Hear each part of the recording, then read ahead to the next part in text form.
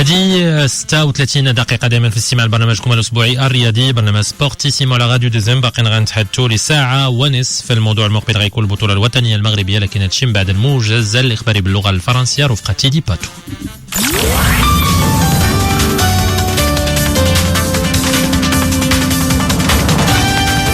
Bonsoir Sifdine, bonsoir à toutes, bonsoir à tous. À la une de cette édition, la pandémie du coronavirus au Maroc. Nous avons enregistré 1717 cas de contamination en 24 heures. Le nombre de décès continue malheureusement de monter, 36 morts en un jour. Heureusement, plusieurs personnes recouvrent la santé. Nous avons recensé 1965 guérisons. Et la lutte contre le coronavirus s'intensifie à travers le monde. En Europe, la campagne de vaccination est lancée depuis ce matin. Les 27 ont tous commencé par des personnes vulnérables, et ce, au premier front de la lutte contre la pandémie.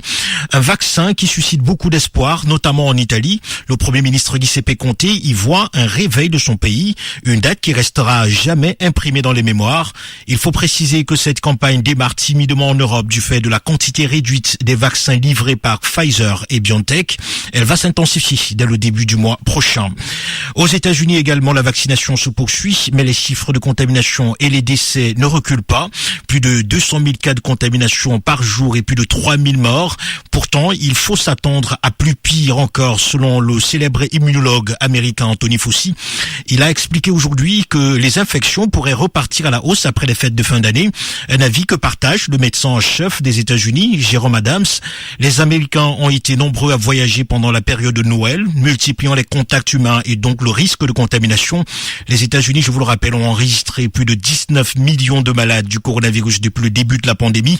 Le pays compte plus de 332 000 morts. Sur le continent, plus de peur que de mal en Centrafrique lors des élections couplées présidentielles et législatives. Alors que les bureaux de vote s'apprêtent à fermer, l'explosion de violence qu'on redoutait n'a pas eu lieu, mais le taux de participation risque d'être très faible. En effet, les électeurs qui se trouvent dans les villes contrôlées par les rebelles n'ont pas pu se rendre aux urnes. Les rebelles qui contrôlent les 2/3 du pays et qui tentent depuis une semaine de lancer une offensive contre le gouvernement de Bangui. Le pays est depuis en alerte. Les insurgés ont décidé de rompre le cessez-le-feu. On craint que la Centrafrique retombe dans une guerre fratricide comme celle qui l'a fragilisée pendant plusieurs années et qui a fait des milliers de morts. On reste sur le continent pour parler de l'insécurité, pour toujours parler de l'insécurité. Le Nigeria continue de subir le terrorisme. Les combattants de Boko Haram ont attaqué 3 villages au nord-est du pays. Le bilan est lourd. Au moins 10 morts, dont 4 agents de sécurité.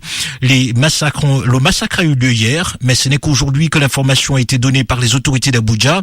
Depuis 10 ans, Boko Haram a déjà tué plus de 36 000 personnes au Nigeria et poussé au moins 2 millions d'autres à l'exil.